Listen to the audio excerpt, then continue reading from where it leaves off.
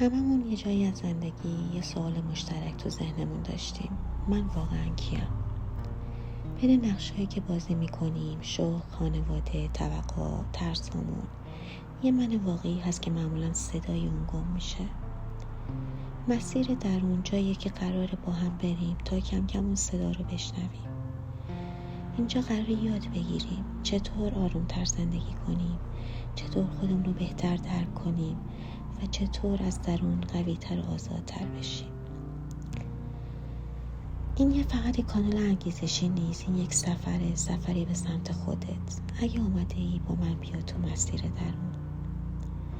چون هممون یه روزایی داشتیم که حس کردیم دیگه نمیتونیم، حس کردیم خسته ایم از جنگیدن، از تکرار، از انتظار. اما واقعیت اینه هیچ کس قرار نجاتمون نده جز خودمون.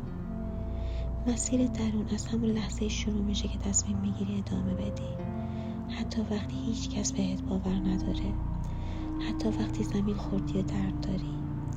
موفقیت یعنی قدم کوچیک درست وقتی که بقیه تسلیم شدن. اینجا تو مسیر درون قراره یادت بندازم که هنوز دیر نشده، هنوز فرصت هست که شروع دوباره برای ساختن خودت از درون. پس از همین امروز شروع کن، از خودت برای خودت. یه روزایی که حس میکنی تنها موندی، هر چی میگی کسی نمیفهمه، جو دلت میگذره، انگار هیچ کس بهت ایمان نداره، حتی نزدیکترین آدما. اما بدون هیچ قهرمانی واقعی از تحسین شروع نکرده. همه از سردی شروع کردن، از تو نمیتونی، اونا بهت ایمان ندارن. مهم نیست، چون قرار نیست اونا مسیر تو رو برن، قرار تو بری. گاهی ایمان واقعی این نیست که مطمئن باشی موفق میشی. ایمان یعنی ادامه، حتی وقتی مطمئن نیستی.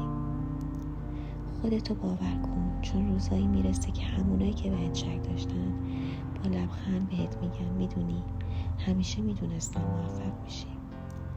ولی تو میدونی، تو بودی که حتی وقتی هیچ کس باورت نداشت ادامه دادی.